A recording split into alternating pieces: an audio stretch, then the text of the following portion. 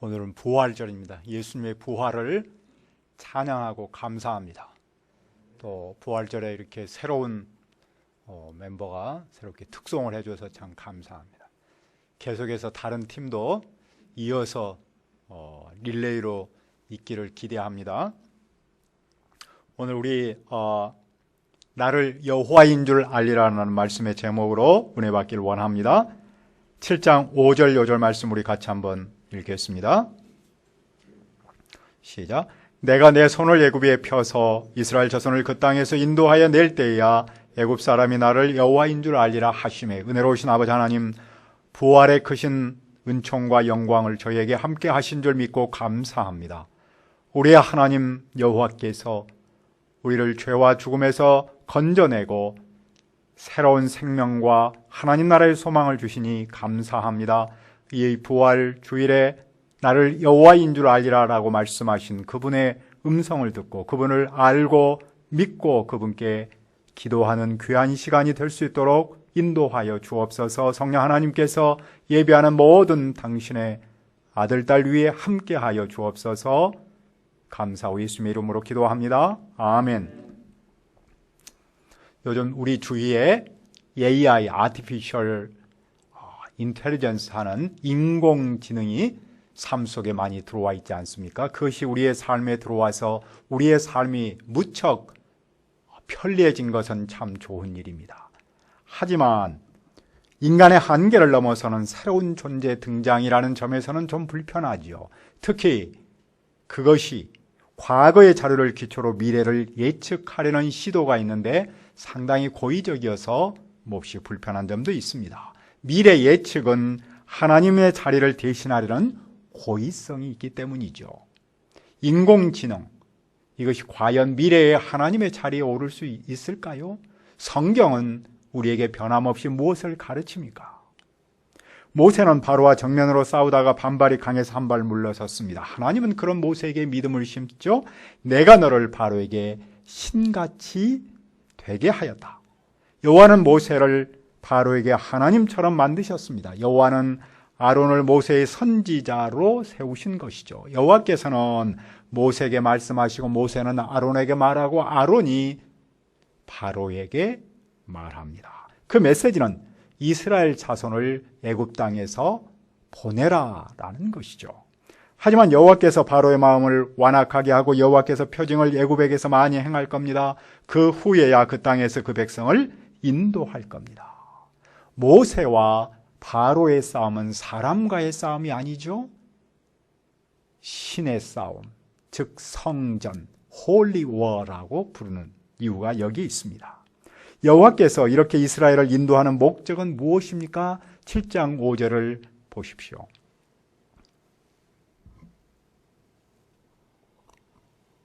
내가 내 손을 애굽 위에 펴서 이스라엘 자손을 그 땅에서 인도하여 낼 때에야 애굽 사람이 나를 여호와인 줄 알리라 하시매.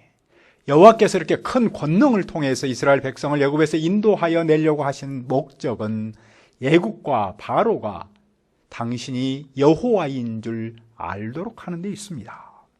앞에서 바로는 이렇게 비아냥거렸죠. 여호와가 누구이기에? 여호와 하나님께서는 그런 바로에게 당신이 누구신 줄을 알도록 하십니다. 여호와는 왜 바로에게 당신을 알도록 하실까요? 이스라엘 하나님 여호와가 온 세상 즉 애굽의 하나님이시라는 사실을 깨우치기 위함이죠.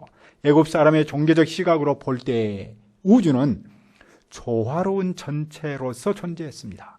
각 부분의 그런 부분을 잘 균형 잡힌 체계에 공헌하는 것이었습니다. 이것을 애굽의 단어로는 마트라고 부르는데 우리말로는 균형입니다. 그 균형을 유지하는 책임을 누가 맡고 있냐면은 바로가 맡았습니다. 바로는 신의 현현이죠. 그러나 여호와는 재앙을 통하여 바로가 신적 존재이며 우주를 통치한다라는 주장의 허구성을 폭로하십니다. 여호와는 이적을 통해서 바로 자신은 물론이고 애굽 사람 그리고 이스라엘이 바로가 거짓 신임을 깨우치시고자 하는 것이죠. 오직 여호와만이 참 하나님이심을 알도록 하십니다. 여호와를 알지 못하는 가짜신 바로는 여호와를 아는 진정한 인간으로 돌아가야겠죠? 여호와 하나님 외에 다른 신은 없습니다. 바로가 지금 알고 있는 여호와는 노예 백성 히브리인의 하나님 정도로 알고 있습니다. 그러나 여호와는 그런 지역신이 아니라 바로 세계 최강인 애굽, 그리고 신으로 자처하고 있는 바로의 하나님이라는 사실을 알도록 하십니다. 그분을 만난 인간이야말로 스스로가 절대적 신이 아니고 무능하고 나약한 존재임을 깨달을 수 있기 때문이죠. 오늘 우리 시대에서 주의해야 할 것이 있다면 무엇일까요? 그 중에 하나가 신지학이라는 게 있습니다. 이것은 헬라어에서 나온 건데 라틴어 신, 데오스고, 또 우리가 알고 있는 지혜는 소피아잖아요. 그래서 신적인 지혜, 그렇게 번역을 합니다. 이것은 산업화의 부작용인 인간성 상실과 영적 공허를 채우기 위한 대안으로 나타났습니다. 그것은 다시 인간이 신이 되는 체험, 즉 신비주의를 주창하고 나오는 뉴 에이지 무브먼트로 이어졌습니다. 그들은 모든 종교는 공통적인 진리를 갖고 있다. 또 자연은 하나님이 만드신 피조물이 아니라 오히려 사람이 섬겨야 하는 신이다. 이런 것들을 주장하죠.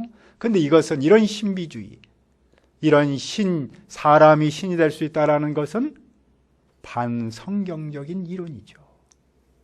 여기에 또 하나 우리가 관심을 기울여야 할 것이 앞에서 잠깐 언급했던 바로 인공지능입니다. 그것은 진화론적 사고에 뿌리를 두고 있는 것이죠. 그것은 단순히 사회 경제적인 변화를 일으키는 정도가 아닙니다. 앞으로 인간과 하나님의 질서에 대한 대변혁을 가져올 수 있습니다. 감성을 가진 AI가 등장할 것이고, 과거 제가 어렸을 때 그렇게 즐겨봤던 그 600만 불의 사나이, 또 로보캅, 이런 소위 말해서 더 바이오닉 맨, 생물학적 인간, 그런 화학적인 생체공학적인 인간, 또 그와 연결되는 하이브리드, 이런 것들이 현실로 나타날 겁니다. 그러면 사람은 정체성의 혼란을 느끼지 않겠습니까? 무엇보다도 신의 존재를 부인하려는 움직임은 더욱 커질 것이죠. 모든 것을 자료로만 이끌려는 데이터니즘 또한 신의 자리, 하나님의 자리에 앉고자 할 겁니다. 일부에서는 구글과 네이버를 신으로 섬기기도 하잖아요. 그러나 우리는 오늘의 현실을 보면서 무엇을 생각합니까?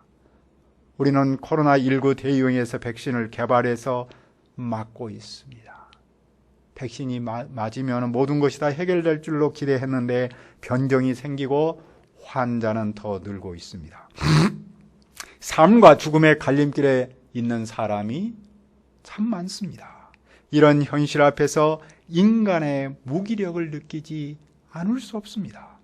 그 어떤 것도 우리는 하나님의 자리에 앉을 수 없다는 사실을 깨닫지 않을 수 없습니다.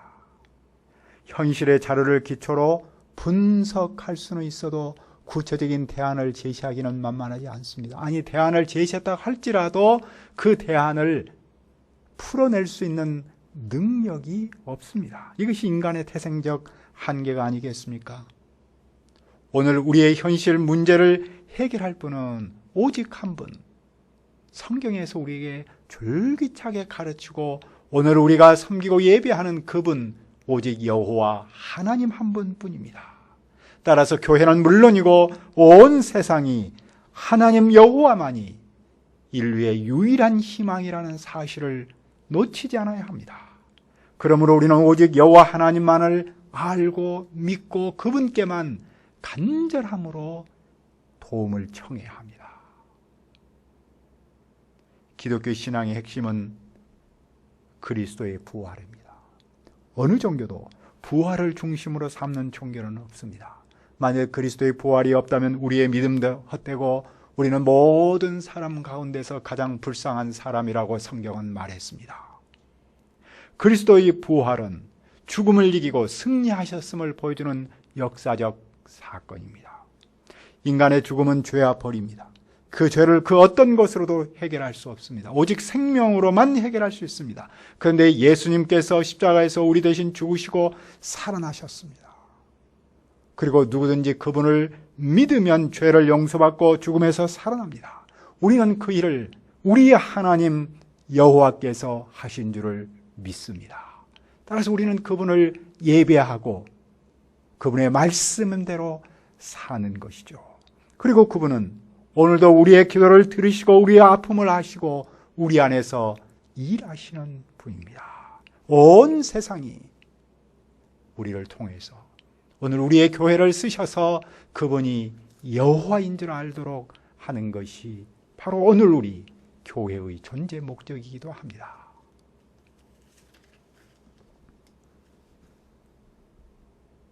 그러면 모세와 아론은 무엇을 했습니까? 그들은 여호와의 말씀대로 했습니다. 그때는 모세의 나이가 80세였고 아론은 83세였습니다. 모세는 바로의 궁정에서 40년을 보내면서 자신을 대단한 사람, 영어로는 somebody라고 표현하죠. 생각했을 겁니다. 그러나 광야에서 40년을 보내면서 nobody, 아무것도 아니라는 사실을 알았을 겁니다. 그러나 앞으로 40년을 사역하게 되는데 그는 그 40년을 위해서 지난 80년 동안 기초를 닦았다고 할 수 있겠죠. 그는 앞으로 40년을 보내면서 보잘것없는 사람, nobody라는 사실을 발견한 대단한 사람으로 삽니다. 모세와 아론은 이제 바로에 가서 무엇을 합니까? 여호와의 말씀대로 아론이 지팡이를 던지자 뱀이 되었습니다. 바로도 마술사를 부르니 그들의 요술로 그와 같이 했습니다. 하지만 아론의 지팡이가 그들의 지팡이를 삼켰습니다. 바로는 마음이 완악해져서 말을 듣지 않았는데 그것은 여호와께서 이미 말씀하신 것과 같았습니다. 여호와께서 바로에게 내리신 첫 번째 재앙은 무엇입니까? 모세가 그 뱀이 되었던 지팡이를 손에 잡고 나일강을 치면 그것이 피로 변합니다. 나일강에 고기가 죽고 그 물이 악취가 납니다. 모세와 아론이 여호와께서 명령하신 대로 행하니 그 물이 다 피로 변했습니다. 애굽은 나일강을 신격화하여 숭배했습니다. 나일강에는 물고기가 가득했습니다. 그런 나일강이 죽음의 강으로 변했고 그 물이 피로 변했습니다. 그런데 애굽의 요술사도 모세를 따라하니 온 세상의 다른 물까지 다 피로 변했습니다. 여호와의 말씀과 같았습니다. 하지만 바로는 그 일에 관심을 가지지 않았습니다. 백성만 물이 없어서 죽을 맛이었습니다. 여호와께서 왜 그렇게 하신 겁니까? 7장 17절을 읽읍시다. 시작. 여호와가 이같이 이르노니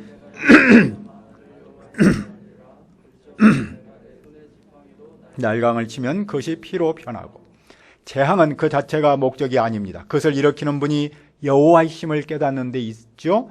그 재앙을 아무나 내릴 수가 없습니다. 그런데 여호와께서 그 재앙을 내리셔서 애굽의 신을 무력하게 만듭니다. 애굽의 신에 대한 허상을 깨고 가짜 신의 가면을 벗기십니다. 그리고 참 하나님이신 여호와를 깨닫게 하는 데 있습니다. 여호와께서 바로에게 내리신 두 번째 재앙은 무엇입니까? 개구리 재앙입니다. 애굽은 개구리를 많은 후손을 낳는 능력의 신으로 여겼습니다. 근데 그 개구리가 나일강에서 무수히 생기고 올라와서 궁과 침실과 화덕과 떡반죽 그릇에 들어갑니다. 애굽 요술사도 그처럼 하여 개구리가 온 땅에 올라왔습니다. 요술사는 사태를 진정시키는 것이 아니라 모세를 따라하면서 점점 악화시키고 있죠. 참 희한한 친구들입니다. 바로는 어떻게 반응합니까? 그는 모세와 아론을 불러서 여호와께 기도를 부탁합니다. 그는 마침내 여호와께 관심을 품었습니다. 그러자 모세는 바로가 그 재앙을 그치게 할 결정의 영광을 갖도록 합니다. 바로는 내일 재앙을 없애달라고 부탁했는데 모세는 그의 말대로 내일 재앙을 없앨 겁니다. 그 재앙을 없애는 목적은 무엇입니까? 여호와께서 다시 가르치십니다. 여호와 하나님 여호와와 같은 이가 없는 줄을 알게 하리라. 바로가 알아야 할 여호와는 첫째로 애굽의 신을 조롱하는 분입니다.